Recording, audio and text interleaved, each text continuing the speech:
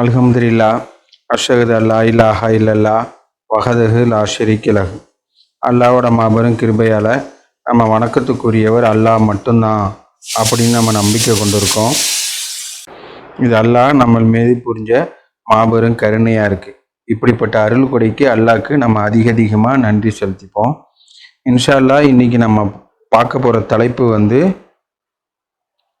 Power of word, ஒரு வார்த்தையோட சக்தி. எந்த ஒன்றுக்கும் அல்லாஹ்வை சார்ந்திராமல் சக்தி இல்லை அப்படின்னு நம்ம நம்பிக்கை கொண்டிருக்கோம். அல்லாஹ் அந்த வார்த்தைக்கு உள்ள சக்தி இருக்கிறதுனால தான் அல்லாஹ் பல வசனங்களில் நீங்கள் இப்படி பேசுங்க, இந்த மாதிரி பேசுங்க, இந்த மாதிரி பேசாதங்கன்னு சொல்லிட்டு நிறைய வசனத்தை சொல்லியிருக்காங்க. நம்ம இந்த வார்த்தையை பற்றி எப்படி பேசுவதுன்னு பற்றிய நம்ம சர்ச் பண்ணும்போது கடந்த ஒரு 4 வருஷத்தில் 3-4 வாட்டி இதே சப்ஜெக்டையே நம்ம பேசியிருக்கோம். ஏன்னா அவ்வளோ இம்பார்ட்டண்டான சப்ஜெக்டாக இருக்குது. ஆனால் அல்லாஹ் அந்த வார்த்தையை பற்றி அவ்வளோ சொல்லியிருக்காங்க. வார்த்தையோட பவர்னு ஒரு இதில் சொல்லப்போனால், இந்த ஒரு வார்த்தையால் ஒரு நாட்டுக்கு நாடு சமாதானமாகி ஒரு சுமூகமாகவும் இதை போயிருக்காங்க. வார்த்தையால் பெரிய உலக போரே வந்திருக்கு. நம்ம அந்த மாதிரி ஹிஸ்ட்ரி எடுத்து பார்க்கும்போது ஒரு 5 நிமிஷம் பேசுனதுனால ஒரு பெரிய போரே லட்சக்கணக்கான மக்கள் இறந்து போயிருக்காங்க. அப்போ அந்த வார்த்தைக்கு அவ்வளோ பெரிய பவரை அல்லாஹ் கொடுத்துருக்காங்க. அதனால தான் அல்லாஹ் ஒரு வார்த்தையை பற்றி சொல்லும் போது, நீங்கள் நல்ல வார்த்தையை உதிங்க, நீங்கள் நல்ல வார்த்தையை உதிச்சிங்கன்னா உங்களுடைய விரோதி கூட நண்பராகி விடுவாங்க அப்படின்னு சொல்லிட்டு அல்லாஹ் சொல்லியிருக்காங்க. ஒரு விரோதினா நம்ம மேலே விரோதினா எப்படின்னு நம்மளுக்கு தெரியும். நம்மளுக்கு எந்த விதத்துலேயும் நல்லது செய்யாதவங்க, நம்மளுக்கு கெட்டது தான் நடக்கணும்னு எதிர்பார்த்துக்கிட்டு இருக்கிறவங்க, நம்ம அசர்ந்த நேரம் பார்த்து நம்மளை தாக்கக்கூடியவங்க, அப்படிப்பட்ட விரோதி கூட உற்ற நண்பராகி விடுவாங்க. ஃப்ரெண்டுன்னு கூட இல்லை, க்ளோஸ் ஃப்ரெண்டு, உற்ற நண்பராகி விடுவாங்கன்னு சொல்லிட்டு அல்லாஹ் சொல்லியிருக்காங்க. அந்த மாதிரி அந்த வார்த்தைக்கு அவ்வளோ பெரிய பவர் இருக்குது. ஜஸ்ட் ஒரு வார்த்தை தான் ஒரு ஆளை சிரிக்க வைக்கவும் முடியும், ஒரு ஆளை அழுவ வைக்கவும் முடியும். சிரிக்க வைக்கிறதும் அழுவ வைக்கிறதும் அல்லாஹ் தான் ஒரு வசனத்தில் சொல்லியிருக்காங்க. அல்லாஹ் அந்த வார்த்தைக்கு அப்படிப்பட்ட ஒரு பவரை கொடுத்து அதை நீங்கள் இந்த மாதிரி நீங்கள் அணுகுங்க அப்படின்னு சொல்லியிருக்காங்க. ஒரு ஆளை சிரிக்க வைக்கணும்னா நம்ம அதை சயின்ஸு படி ஒரு ஆளை நம்ம சிரிக்க வைக்கணும்னா அதை சயின்ஸு படி நம்ம பார்க்க போனால் அது உடம்புக்குள்ளே பல மாற்றம் வருது. பல ஹார்மோன் சுரக்குன்னு, பல திசைகள் ஆக்ஷன் பண்ணுன்னு, அந்த இதை செவியேற்று மைண்டுக்கு போயிட்டு மைண்டு எல்லாத்துக்கும் ஒரு இன்ஸ்ட்ரக்ஷன் கொடுத்து அந்த சிரிப்பு உண்டாகும். இதெல்லாம் ஃப்ராக்ஷன் ஆஃப் செகண்டில் அப்படிப்பட்ட இது நடக்குது. அந்த நம்ம ஒரு புன்னகையோடு சிரிக்கிறோன்னா நம்ம உடம்புக்குள்ளே அவ்வளோ மாற்றம் ஏற்படும். அந்த இதை ஜஸ்ட்டு ஒரு வார்த்தையால் நம்ம ஒரு ஆளை சிரிக்க வைக்கவும் முடியும். அதே மாதிரி ஒரு வார்த்தையால் ஒருத்தவங்களை அழுவ வைக்கவும் முடியும்.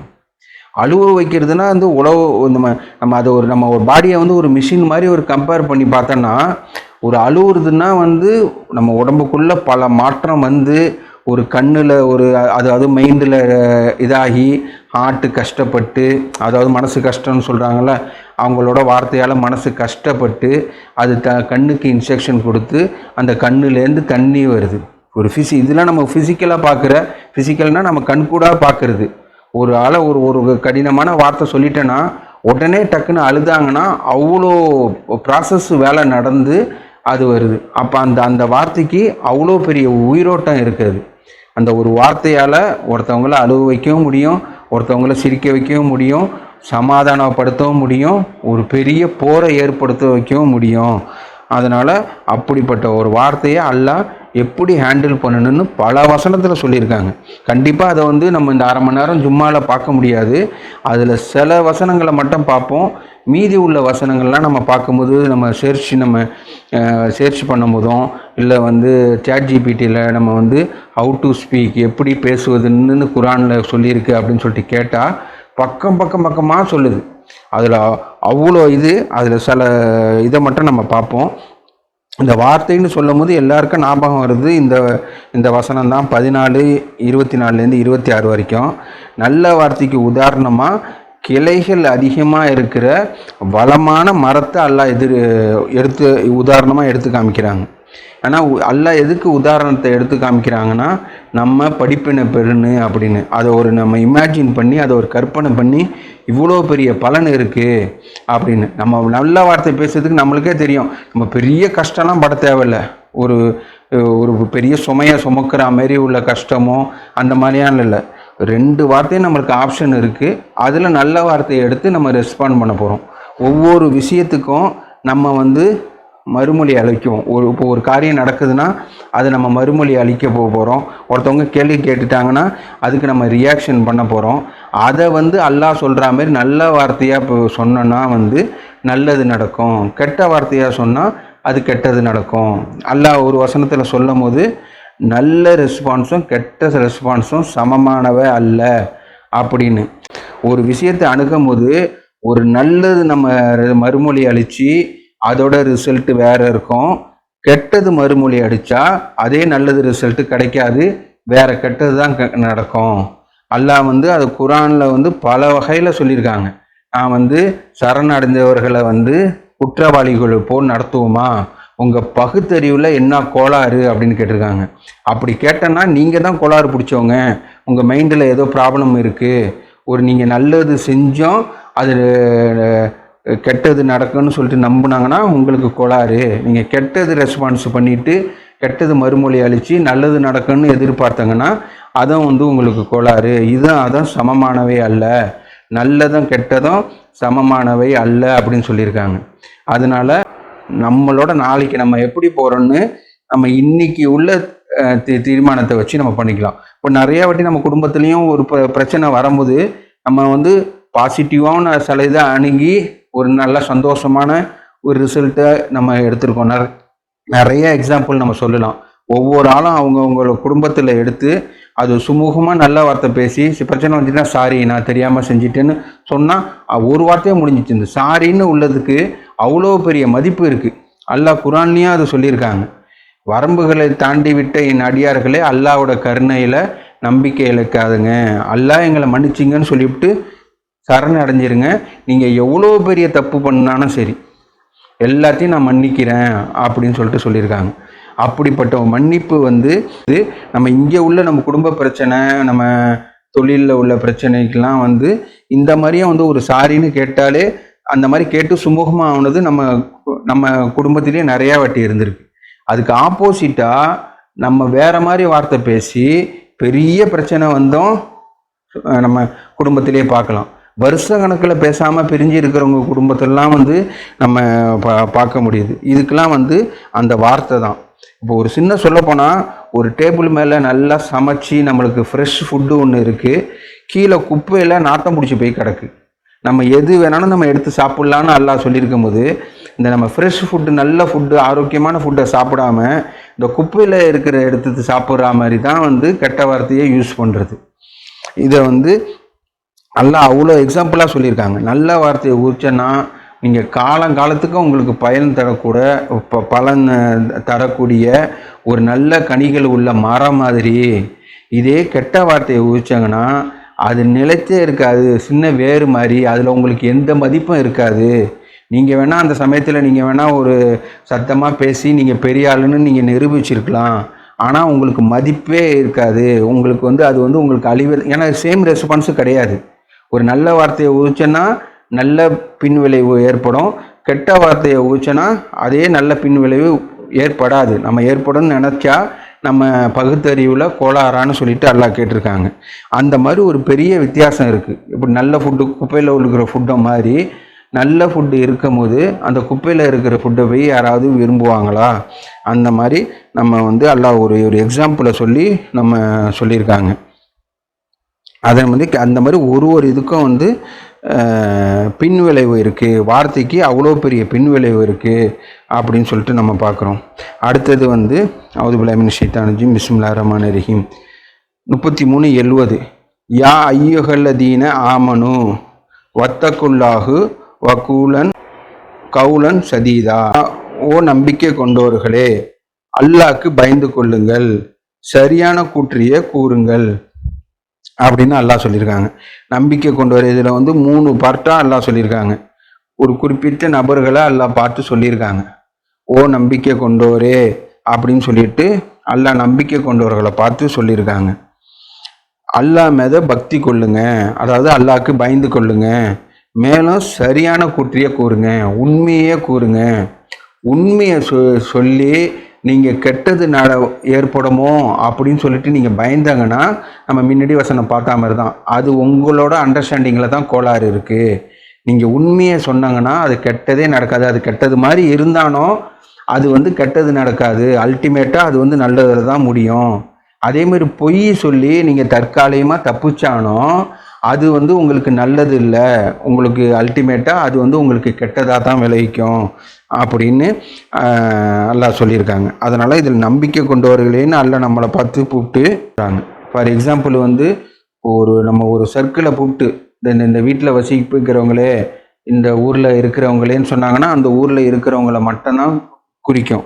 அந்த மாதிரி நம்பிக்கை கொண்டவர்கள்னா அவங்க நம்பிக்கை கொண்டவர்களோட தன்மை, நம்பிக்கை கொண்டவங்களோட தன்மை பற்றி எல்லாம் நம்ம பல வசனத்தில் சொல்லியிருக்காங்க. அதை நம்ம ஜும்மாலையும் டிஸ்கஸ் பண்ணியிருக்கோம்.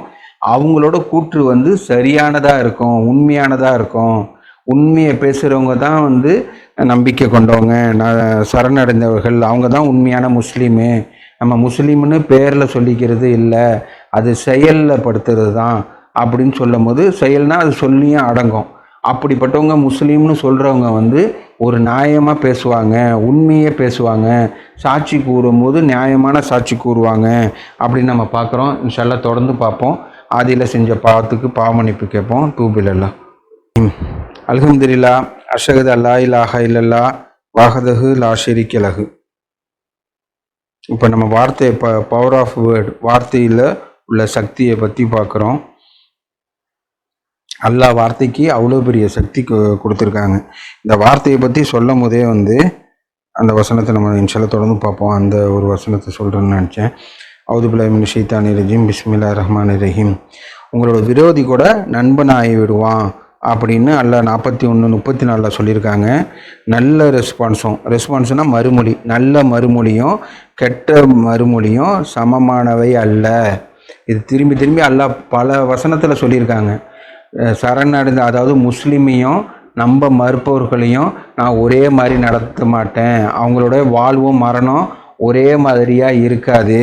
அதே மாதிரி நீங்கள் நல்ல மறுமொழியும் கெட்ட மறுமொழியும் சமமானவை அல்ல. நீங்கள் அப்படி சமமானதுன்னு நினச்சிடாதுங்க. ஒரு ஆளை சீட் பண்ணிவிட்டு அல்லது ஒரு இடத்துல பொய்யை சொல்லிவிட்டு நம்ம தப்பிச்சிடலான்னு நினைக்காதுங்க. அது நீங்கள் தப்பிச்சு போனால் கூட அது உங்களுக்கு நஷ்டம்தான். நீங்கள் உண்மையை சொல்லிவிட்டு நான் தவறுதலாக செஞ்சிட்டேன் சாரி அப்படின்னு சொல்லிவிட்டு அதை நல்ல ரெஸ்பான்ஸ், உண்மையை கூற்றி அதில் உங்களுக்கு கெட்டது மாதிரி நடந்தானோ அது உங்களுக்கு கெட்டது இல்லை, அது உங்களுக்கு நல்லது தான் அப்படின்னு சொல்லிட்டு அல்லாஹ் சொல்லியிருக்காங்க. அந்த மாதிரி உள்ளதில் சொல்லிவிட்டு நல்ல ரெஸ்பான்ஸும் கெட்ட ரெஸ்பான்ஸும் சமமானவை அல்ல. நீங்கள் இயன்றவரை நீங்கள் சிறந்த நடத்தையை கை கொள்ள வேண்டும். இதன் மூலமாக உங்களுடைய விரோதியாக இருந்த ஒருவனும் உங்களுடைய மிக சிறந்த நண்பனாகி விடக்கூடும் அப்படின்னு அல்லாஹ் சொல்லியிருக்காங்க. குரானில் பல வசனத்தில் அல்லாஹ் எப்படி பேசுன்னு அப்படின்னு சொல்லியிருக்காங்க. அதை நம்ம ரொம்ப கிட்டத்தட்ட ஒரு 30 பாயிண்ட்டுக்கு மேலே இருக்குது. அதில் நம்ம இதை மட்டும், அதோட கருத்தை மட்டும் நம்ம பார்ப்போம். அவுது பில்லாஹி மினஷ் ஷைத்தானிர் ரஜீம், பிஸ்மில்லாஹிர் ரஹ்மானிர் ரஹீம். பொய் பேசாதங்க, பெருமையாக பேசாதங்க, அவமதித்து பேசாதங்க, வீண் பேச்சை தவிர்த்து கொள்ளுங்க, புறம் பேசாதங்க, உங்களுக்கு வாக்குறுதி கொடுத்தாங்கன்னா அதை கடைப்பிடிங்க. இதெல்லாம் நம்பிக்கையாளர்களோட தன்மை. நம்ம பார்த்துருக்கோம். நம்பிக்கையாளர்கள்னு உள்ளதில் அவங்களோட தோற்றங்கள்லேயோ அவங்களுடைய பேர்லேயோ இல்லை கவர்மெண்ட் கொடுத்துருக்கல ஐடி ப்ரூஃப்லேயே கிடையாது. நீங்கள் முஸ்லீம்னா நீங்கள் செய்கிற செயலில் தான். உங்கள் பேர் எது வேணாலும் இருக்கலாம், உங்கள் தோற்றம் எது வேணாலும் இருக்கலாம், அந்த செயல் தான் நீங்கள் முஸ்லீம் இல்லையான்னு சொல்லிட்டு அல்லாஹ்கிட்ட கணக்கு எடுக்கப்படுது அப்படின்னு நம்ம பார்க்குறோம். இப்படிப்பட்ட இதில் அவங்க வாக்குறுதி கொடுத்தாங்கன்னா காப்பாற்றுவாங்க, கோபமாக பேச மாட்டாங்க, வதந்தியை பரப்ப மாட்டாங்க, நல்ல எண்ணத்தோடு பேசுவாங்க, பெற்றோர்களிடம் கனிவோடம் பேசுவாங்க, பெற்றோர்களை எதிர்த்து பேச மாட்டாங்க, தவறான பேச்சிலிருந்து விலகி இருப்பாங்க, மற்றவர்களை கேலி செய்ய மாட்டாங்க, கனிவாக பேசுவாங்க.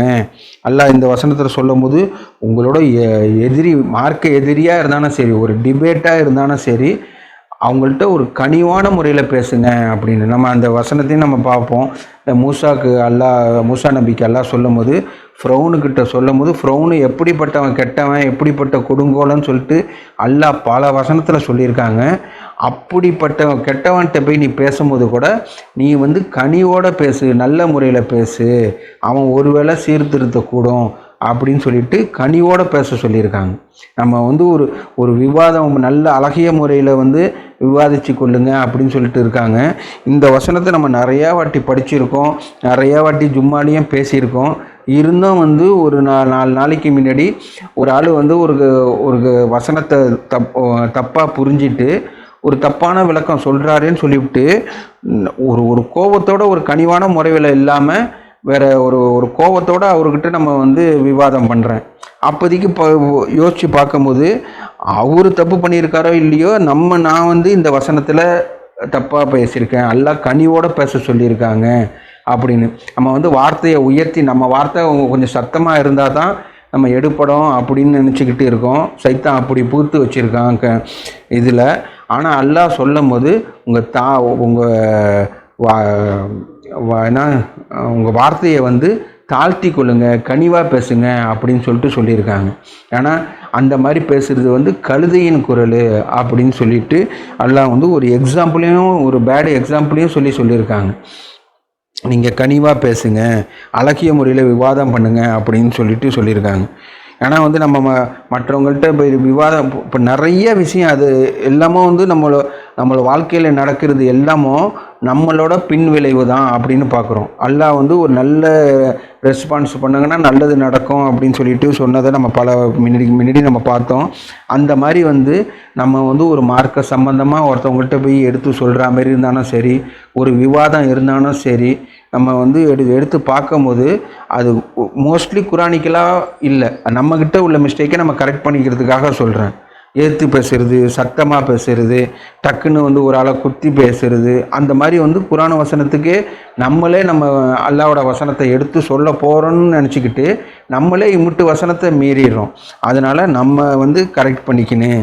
நம்ம இந்த மாதிரி திரும்ப திரும்ப நம்ம ஒரு நினைவூட்டலும் போது நம்ம அல்லாஹ் குரானே அதுக்கு தான் சொல்லியிருக்காங்க, மறுபடியும் உங்களை நினைவூட்டுறதுக்காக நான் உங்களுக்கு கொடுத்துருக்கேன் அப்படின்னு. கனிவாக பேசுங்க அப்படின்னு சொல்லியிருக்காங்க. நீங்கள் செய்யாததை சொல்லாதீங்க, பெருமை எடுத்துக்கொள்ளாதங்க. அதுக்கப்புறம் மற்ற போலி தெய்வங்களை சபிக்காதீங்க.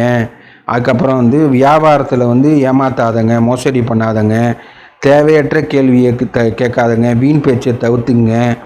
அதுக்கப்புறம் பரிகசிக்காதங்க, கேலி கிண்டல் பண்ணாதங்க, உங்களையே நீங்கள் உயர்த்தி கொள்ளாதங்க, பூமியில் சாந்தமாக நடை போடுங்க. அதுக்கப்புறம் இதெல்லாம் மீறி ஒருத்தவங்க அறியாமல் உங்கள்கிட்ட இதேமாரி சண்டை வளர்க்குற மாதிரியோ இல்லை புரிஞ்சிக்காமலையோ சத்தமாகவோ கோபமாகவோ பேசுனா அவங்கள்ட்ட நீங்கள் சாந்தியை ஒதிங்க, அமைதின்னு சொல்லிவிட்டு நீங்கள் நவந்துங்க அப்படின்னு சொல்லியிருக்காங்க. அவன் என்கிட்ட கத்தி பேசுகிறான், நான் பதிலுக்கு நான் அவனோட சத்தமாக கத்தி பேசுனா தானே என் பக்கம் உள்ள நியாயத்தை நான் எடுத்து சொல்ல முடியும் அப்படின்னு சொல்லிட்டு தப்பான செய்தி போயிடாதங்க, சாந்தி மட்டும் உதிங்க அப்படின்னு அல்லாஹ் சொல்லியிருக்கேன். இதெல்லாம் ஒரு ப்ராப்ளத்தோட ஒரு சொல்யூஷன். நம்ம வாழ்க்கையில் அன்றாட இதெல்லாம் நம்ம கடந்து போக வேண்டியது இருக்கும்.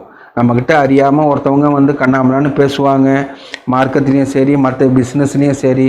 அந்த மாதிரி ஒருத்தவங்க அறியாமல் பேசுனாங்கன்னா அவங்களுக்கு நீங்கள் அமைதியை உதிர்ச்சிட்டு நீங்கள் பொறுமையாக இருந்து மற்ற இது சொல்லியிருக்காங்க, கனிவான முறையில் பேசுங்க, அழகிய முறையில் பேசுங்க, உண்மையை பேசுங்க அப்படின்னு.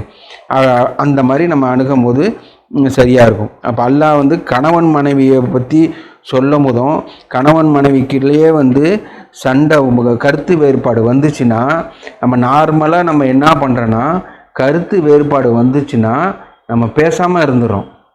எத்தனை நாள், 4 நாள் 5 நாள் இருந்தாலும் பேசாமல் இருந்துடுறோம். இது அல்லாஹ் நம்மளுக்கு சொல்கிற அப்படியே ஆப்போசிட்டான இது. இப்போ இதுதான் இப்போ பேட் ரெஸ்பான்ஸு குட் ரெஸ்பான்ஸு. நம்ம பேட் ரெஸ்பான்ஸை செஞ்சுட்டு நல்லதை எதிர்பார்க்க முடியாது. அல்லாஹ் என்ன சொல்லியிருக்காங்கன்னா, உங்கள் கணவன் மனைவிக்கிடையே மன வருத்தம் வந்துச்சுன்னா ஃபஸ்ட்டு வந்து பேசுங்க அப்படின்னு சொல்லிட்டு சொல்லியிருக்காங்க. அவங்களுக்கிட்டேயே வந்து சமாதானத்தை ஏற்படுத்துங்க அப்படின்னு சொல்லிட்டு அல்லாஹ் வந்து சொல்லியிருக்காங்க. அதனால் இதுதான் வந்து தீர்வு. இது இல்லாமல் வேறு தீர்வை நம்ம செஞ்சுட்டு நல்லதை எதிர்பார்த்தோன்னா அது எதிர்பார்க்க முடியாது. அதனால் வந்து நம்ம இப்போ இதில் நம்ம அன்றாட நம்ம வாழ்க்கையில் நடக்கிறது, கணவன் மனைவினா வந்து எல்லா குடும்பத்துலேயும் ஒரு சின்ன சின்ன பிரச்சனை வருது. அந்த இது வரும்போது நம்ம டக்குன்னு வந்து பேசாமல் இருந்துட்டு அதனால நல்லது எதிர்பார்ப்போம்னு சொல்லிட்டு சொன்னால் நம்ம பகுத்தறிவில் கோளாறு இருக்குது. நம்ம வந்து பேசுங்க, நான் தெரியாமல் செஞ்சுட்டேன், நான் தப்பாக புரிஞ்சுக்கிட்டேன், அல்லது நான் அப்படி செஞ்சது தப்பு, சாரி அப்படின்னு சொல்லிட்டு ஒரு பணிவான முறையில் நம்ம வந்து பேசும்போது ஒரு நல்லது வரும். ஏன்னா வந்து அல்லாஹ் வந்து நம்பிக்கையாளர்களுக்கு வந்து ரெடியாக வச்சுருக்காங்க. எதுனா வந்து இங்கேயும் பர்ஃபெக்ட் ஹாப்பினஸ்ஸு, அங்கேயும் பர்ஃபெக்ட் ஹாப்பினஸ்ஸு. அப்போ அது வந்து நம்மளுக்கு வந்து கிடைக்கலன்னா நம்ம நம்ம நம்ம சரணடைந்தவர்களே, நாங்கள் சப்மிட்ரு, நம்ம முஸ்லீமு அப்படின்னு நம்ம சொல்லிக்கிட்டு இருக்கோம். அந்த ஹாப்பினஸ் நம்மளுக்கு வரலன்னா அப்போ அல்லாவோட வார்த்தையில் தப்பு இல்லை, நம்மக்கிட்ட தான் தப்பு. நம்ம அப்போ வந்து ஒரு போலியாக இருந்துக்கிட்டு இருக்கோம். நம்ம இந்த மாதிரி கெட்ட எண்ணத்தை நம்ம மனசுக்குள்ளே வச்சுக்கிட்டு நம்மளை நாமளே ஏமாற்றிக்கிட்டு இருக்கோம். ஒரு ஒரு ஃபேஸ்புக்கில் ஒரு ஃப்ரெண்டு இந்த மாதிரி இந்த குரான் வசனத்தை போட்டு ஒரு எக்ஸாம்பிள் சொல்லியிருக்காரு. அல்லாவோட சிஸ்டம் வந்து ஒரு சீனி வந்து இனிக்கும் அப்படின்னு அல்லாவோட சிஸ்டம். அந்த சீனியை எடுத்து நான் சாப்பிடும் போது எனக்கு அது இனிக்கலைன்னா அது சீனியில் மிஸ்டேக் இல்லை, எனக்குள்ளே ஏதோ ப்ராப்ளம் இருக்குது. அந்த சீனியோட டேஸ்ட்டை வந்து என்னால் சுவைக்க முடியல, அப்போ எனக்குள்ளேயே ஏதோ பிரச்சனை இருக்குன்னு தான் அர்த்தம். அந்த மாதிரி வந்து சரணடைந்தவர்கள் முஸ்லீம் வந்து ஹாப்பியாக இருப்பாங்க அப்படின்னு அல்லாஹ் சொல்லியிருக்கும் போது நம்ம ஹாப்பியாக இல்லைன்னா அது வந்து நம்மக்கிட்ட தான் ப்ராப்ளம் இருக்குது, அந்த இதில் ப்ராப்ளம் இல்லை. எப்படி சீனியில் ப்ராப்ளம் எந்த இதுவும் இல்லை, சீனியோட தன்மை இனிக்கிற சுவை கொடுக்கறது, அதை வந்து உங்களால் தான் அதை வந்து புரிஞ்சிக்க முடியல, டேஸ்ட் பண்ண முடியல அப்படின்னு இருக்கும்போது அது ப்ராப்ளம் நம்மக்கிட்ட தான். அந்த மாதிரி தான் வந்து ஹாப்பினஸ்ஸு நம்மக்கிட்ட இல்லை. நம்ம இன்றைக்கி நம்ம வருத்தமாக இருக்கோம், மனசு பாரமாக இருக்குது, ஸ்ட்ரெஸ்ஸாக இருக்குது, அந்த மாதிரி வந்து ஒரு கவலையாக இருக்குது, தலையை பிச்சுக்கணும் போல இருக்குது, அப்படி இப்படின்னு எம்கிட்டயே சொல்லிக்கிட்டு போகலாம். அந்த மாதிரிலாம் இருக்குன்னு நம்மளுக்கு இருந்துச்சுன்னா நம்ம இதில் எது கடைப்பிடிக்கலை, இதை விட்டு தாண்டி வந்திருக்கோம் அப்படின்னு. அல்லாஹ் வந்து பிரச்சனை வந்துச்சுன்னா பேசுங்கன்னு சொல்லியிருக்காங்க. நான் பேசாமல் இருந்துக்கிட்டு நான் வந்து அது நல்ல தீர்வு எதிர்பார்த்தேன்னா வந்து உங்கள் பகுத்தறிவில் கோளாறு அப்படின்னு சொல்லிட்டு அல்லாஹ் சொல்லியிருக்கேன். அவுது பில்லாஹி மினஷ் ஷைத்தானிர் ரஜீம். பிஸ்மில்லாஹிர் ரஹ்மானிர் ரஹீம். 17:53.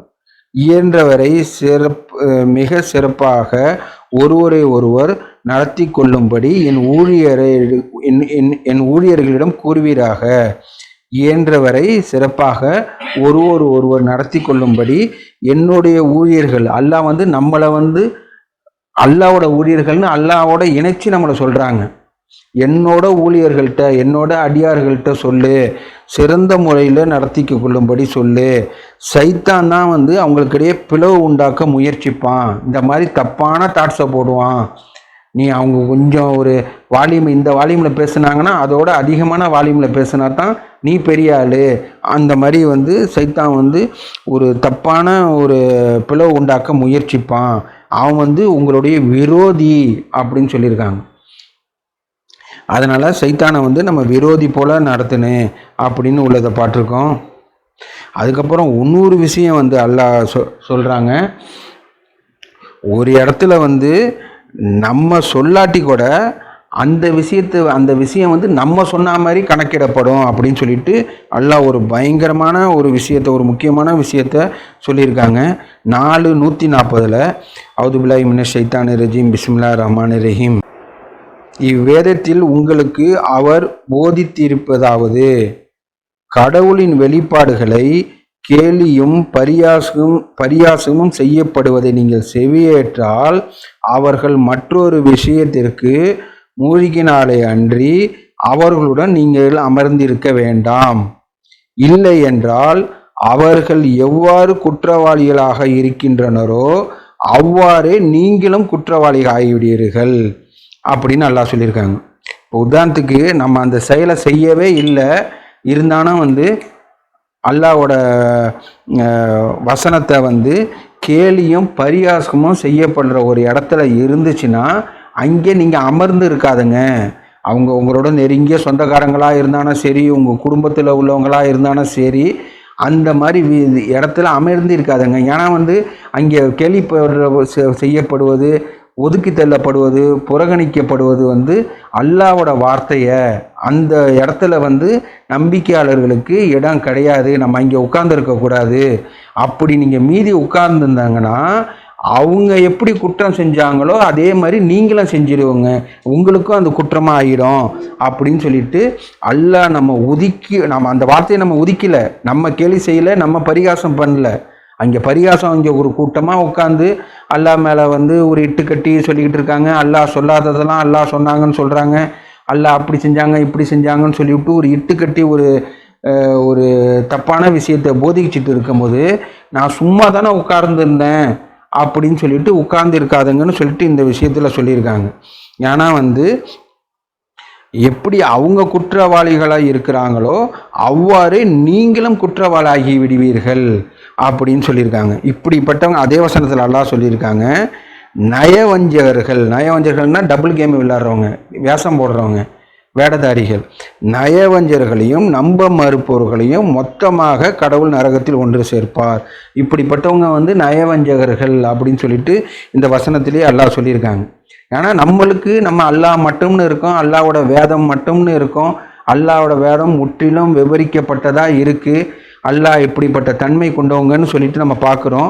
இதுக்கு மாற்றமாக ஒருத்தவங்க பேசிக்கிட்டு இருக்காங்கன்னா அங்கே வந்து இவங்க எங்கள் சொந்தக்காரங்க தான், எனக்கு க்ளோஸ் ஃப்ரெண்டு தான், எனக்கு வந்து பிஸ்னஸ் எனக்கு சப்போர்ட் பண்ணுறவங்க தான், அதனால் நான் சும்மா ஒரு மரியாதைக்கு உட்காந்துருந்தேன் அப்படின்னு சொல்லிட்டு நம்ம என்ன காரணம் சொன்னாலும் நம்மளும் அந்த மாதிரி நம்ப மறுப்பவர்களாக ஆயிடுவோம். நான் அந்த மாதிரி உள்ள கேரக்டர் உள்ளவங்களை வந்து அல்லாஹ் வேடதாரிகள் அப்படின்னு சொல்லியிருக்காங்க. அதனால் அல்லாஹ் நம்மளுக்கு பல வசனத்தில் வந்து நம்மளுக்கு வந்து எப்படி பேசுன்னு அப்படின்னு சொல்லியிருக்காங்க. என்னுடைய அதாவது அவுதுபில்லாஹி மினஷ் ஷைத்தானிர் ரஜீம் பிஸ்மில்லாஹிர் ரஹ்மானிர் ரஹீம். விசுவாசத்தை அடைந்து விட்ட பின்னர் தீய நடத்தின்பால் திரும்புவது மெய்யாகவே கெட்டதாகும். எவரொருவர் இதன் பின்னிலும் வருந்தவில்லையோ இவர்கள்தான் வரம்பு மீறுவர்கள் ஆவார்கள். இவங்க தான் வரம்பு மீறுவாங்க. இவ்வளோ இதையும் அல்லாஹ் எடுத்து சொல்லிட்டு நம்ம விசுவாசத்தை அடைஞ்சிட்டோம். அல்லாவோட அருளால் வணக்கத்துக்குரியவர் அல்லாஹ் மட்டும்தான். நம்ம தொழுகையில், இபாதத்தில், வணக்க வழிபாடில், திக்ரில், துவாலெல்லாம் அல்லாஹ் மட்டும்னு வந்துட்டோம். நம்ம மார்க்க ஆதாரணமாக குரான் மட்டும்தான்னு வந்துட்டோம். குரானில் என்ன இருக்கோ அதுதான் மார்க்கத்தோட ஆதாரம். வேறு யார் எந்த புக்கில் வேறு எது சொல்லியிருந்தானோ அது வந்து மார்க்க ஆதாரம் இல்லை அப்படின்னு சொல்லிட்டு அல்லாஹ்வோட பெரிய கருணையால் நம்ம வந்து ஒரு கரெக்டான பாதைக்கு வந்துட்டோம். இதன் பின்னரும் வந்து தீய நடத்துக்கு திரும்புவது வந்து ரொம்ப பெரிய கெட்டதாகும். எல்லாமே தெரிஞ்சுக்கிட்டோம். கோவப்படாதங்க, நல்லபடியாக பேசுங்க. நல்லபடியாக பேசுகிறது நீங்கள் ஏதோ ஒரு சாக்ரிஃபைஸ் பண்ணல. சாக்ரிஃபைஸ்னால் விட்டு கொடுக்கல, சரி பரவாயில்ல சொல்லிட்டு நம்ம வந்து விட்டு கொடுக்கல. அது வந்து நம்மளுக்கு வரவு தான், இன்னும் கொஞ்சம் தான் வரவு போகுது. எப்படி அல்லாஹ் வந்து ஒரு தர்மமாக நீங்கள் எப்படி கொடுக்குறீங்களோ பல மடங்காக பெருக்கி நான் உங்களுக்கு திருப்பி தருவேன்னு சொல்லிட்டு அல்லாவோட வாக்குறுதி. நம்ம ஒரு ஆள்கிட்ட கடன் வாங்குகிறோம், நீங்கள் எனக்கு இவ்வளோ பணம் கொடுங்க, நான் உங்களுக்கு இன்னும் ஒரு 10 நாளில் திருப்பி தந்துடுறேன்னு எப்படி நம்ம ஒரு வாக்குறுதி கொடுக்குறோமோ அதே மாதிரி அல்லாவோட வாக்குறுதி சத்தியமாக சத்தியம்னு சொல்லி அல்லாஹ் சொல்கிறது என்னன்னா உங்களுக்கு பல மடங்காக திருப்பி கொடுக்குறேன் அப்படின்னு. அதை நம்ம மூளையில் தான் நம்ம வந்து அதை அண்டர்ஸ்டாண்ட் பண்ண முடியல. அந்த மாதிரி வந்து நீங்கள் நல்ல ரெஸ்பான்ஸ் பண்ணி உண்மையை சொன்னாங்கன்னா உங்களுக்கு நல்லது தான் நடக்கும்.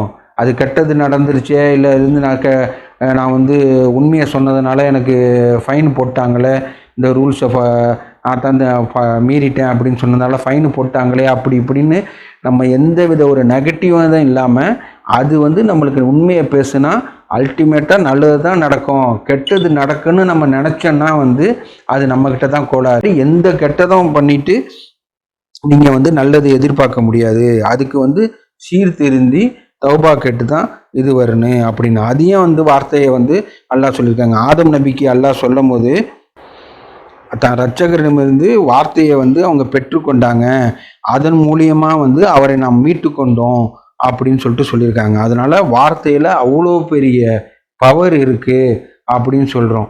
அதனால் நம்ம எப்படி நம்ம வழி தவறி போயிருந்தானோ நம்ம சீர்திருந்தி அல்லாஹ்கிட்ட தௌபா கேட்டு நம்மளை சரி செஞ்சுக்கும் போது அல்லாஹ் நம்மளுக்கு மன்னிச்சு நம்ம வந்து பல மடங்காக வெகுமதி அளிக்கிறேன் அப்படின்னு சொல்லியிருக்காங்க. அதனால் கடவுள் நம்மளை வந்து நல்ல மற்றும் நீதமான சரியான பேசுறதுக்கு நம்மளை வந்து வழி நடத்துவீராக அப்படின்னு நம்ம துவா கேட்குறோம். எங்கள் இரட்சகரே, இப்போது நீர் எங்களை வழி நடத்தி விட்டதால் எங்களுடைய இதயங்களை தடுமாற விட்டுவிடாதீர். உம்முடைய கருணையை எங்கள் மீது பொழிவீராக. நீர்தான் வள்ளலாக இருக்கின்றீர் அப்படின்னு நம்ம துவா கேட்டு நம்ம தொழுகைக்கு தயாராகுவோம். வக்கீமுசலாத்.